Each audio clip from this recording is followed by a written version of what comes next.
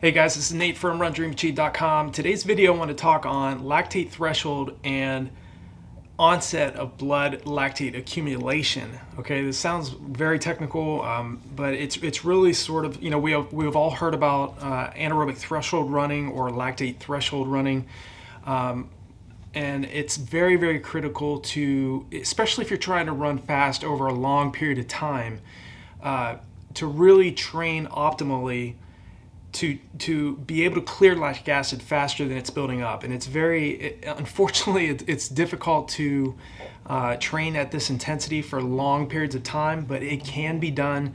As I always state in other videos too, it's very important that you continually remind yourself that what you're trying to do is very difficult. You're trying to run a specific pace, especially for most of you guys and gals out there that are trying to run a specific time for your distance. Improving your body's anaerobic threshold and being able to train at your tempo pace for longer periods of time is very, very important, so that you really start getting those big gains and you do the proper taper that I talk about in my running courses and on my training programs. I always talk about a 10-day taper, because a lot of times athletes, and I've done it too over the years, they'll start dropping their volume and start dropping their intensity about 3 weeks out before their big race. And most oftentimes, it doesn't always happen, but a lot of athletes feel like they're fatigued and they feel lethargic from starting to drop out their volume and their intensity that far out, 21 days out. I highly recommend doing a 10-day taper, so that you don't experience that type of feeling, and you continue to remind your body of what you're wanting to do in the race. But I was asked the other day by a commenter on one of the videos that I made.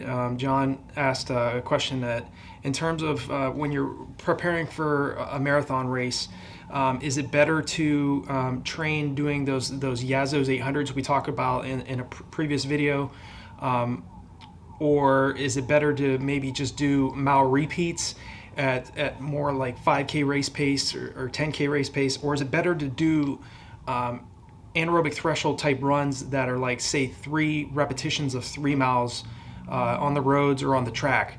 My answer to him was, because the marathon event is more of an aerobic event rather than an anaerobic event, like the 800 meters or the 1 mile race, 1500 meter event, 3K, those types of events that are very, very high intensity, over really quick. I think if you're training for the half marathon and the marathon distances, which are more, like I said, are more anaerobic, the more training at your anaerobic threshold for longer periods of time is very, very important to get you to a point where you can sustain that pace that you're trying to hold for the entire duration of your half marathon or 10K or up to the marathon distance. Obviously, training at your anaerobic threshold and training your body to burn fat at higher intensities and conserving carbohydrate is really key. And doing those tempo runs that you guys are doing, and over time extending the duration of those tempo runs and improving your body's anaerobic threshold is going to get you guys the results you're looking for. A big reason why so many athletes fail at being able to sustain pace over the entire duration of their race is, a lot of times they're going out too fast early on in the race. And I say that based on experience, because I did the same thing when I was a 2:43 marathoner trying to break 2 hours and 22 minutes.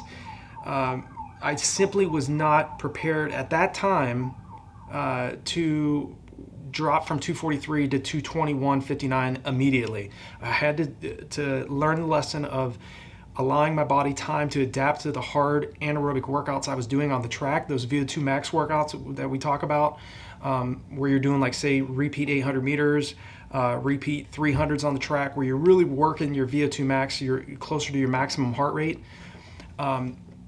But extending, spending longer periods of time training at your anaerobic threshold is also going to help you, even if you're training more, maybe you're more of a middle distance runner, more of an 800 meter athlete, 1500 meter, 3K type athlete, 5K athlete, because you're still improving your body's ability to handle that high level of lactic acid buildup that's building up in your bloodstream while you're running. And what your anaerobic threshold is that point right when you start running at such a high, such a high level that lactic acid starts to build up in your bloodstream. Okay, so it's really not to sound too technical, but it's the hydrogen ion component of lactic acid which really shuts down muscle functioning. Okay, so it does, whether you're a beginner or you're an advanced level athlete, you just have to remind yourselves that, and most of you know this already, that overnight success does not occur in middle to long distance running success. It does just not happen fast. I've been asked numerous times on a lot of different videos I've run, say this particular time, do you think in 3 months time I can run this particular time?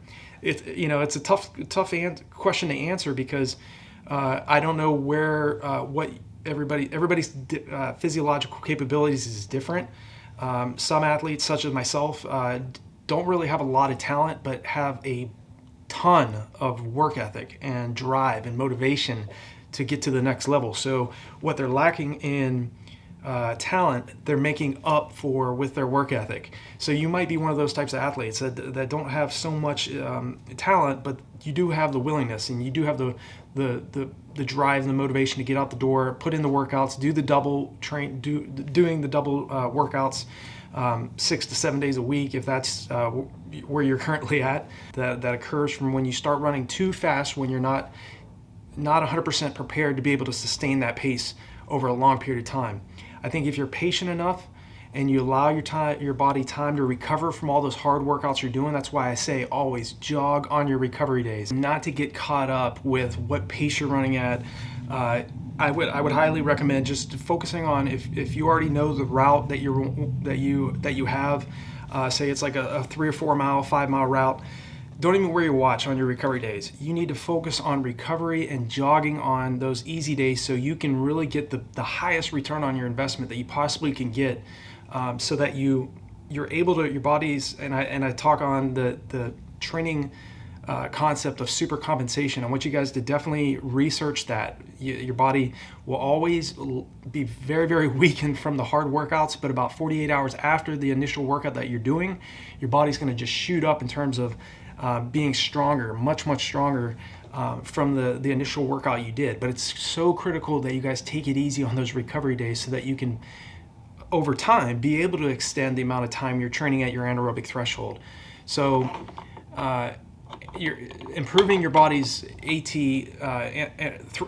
anaerobic threshold is very, very important for you to eventually get to a point where you can sustain the pace. That's why I was able to go from 2:43 for the marathon, 2:43.36 down to 2:19.35, because I was getting to a point where I could sustain my anaerobic threshold out to around 15 miles. And obviously it didn't just happen overnight. I mean, I started off doing AT tempo runs between 3 and 4 miles. Then I would work to 5 to 8 miles, and I would work to 8 to 10. So it's gradual, and everybody has their own way of preparing for the races. But I do think if you're patient enough and you realize that, again, overnight success in middle to long distance running just does not happen. So remind yourself of what you're doing. Know that you will get the results you're seeking. If you're persistent and consistent enough, there's no stopping what you're going to be what you're going to be able to do over the long term. So I hope this video has been helpful for you guys. I just want to talk on that briefly. I do think that running longer durations, repetitions at your anaerobic threshold is even more important than doing the hard mile repeats, doing the Yazo 800s. Between those three, I would pick the latter, because the marathon is more of an aerobic event rather than an anaerobic event. But you still have to train much faster than goal race pace. So you do want to still do VO2 max workouts. You do still want to do those like Yazo 800s mile repeats, but you have to again really focus on that you're jogging and recovering from these types of workouts. Again, it's not just one specific workout you do that's going to make you a great runner. It's going to be a combination of a lot of things that you have to do right. Proper nutrition, plenty of rest, spending longer times at your anaerobic threshold, so you you're able to handle that lactic acid buildup in your bloodstream when you're trying to maintain pace and maintain form, and then being able to react to your competition surges in the race. Hope you guys have a great weekend. If you have a specific question or any type of issue that's on your mind, or any questions or any specific topics you want me to cover in my next video, feel free to leave me a comment below. If you're brand new to the channel, hit that subscribe button, hit the bell icon, so when I make a new video, you'll be notified. And if you would, I'd really appreciate it if you give me a thumbs up. It helps the channel grow. I hope you guys all have a great weekend. I'll talk to you in the next video.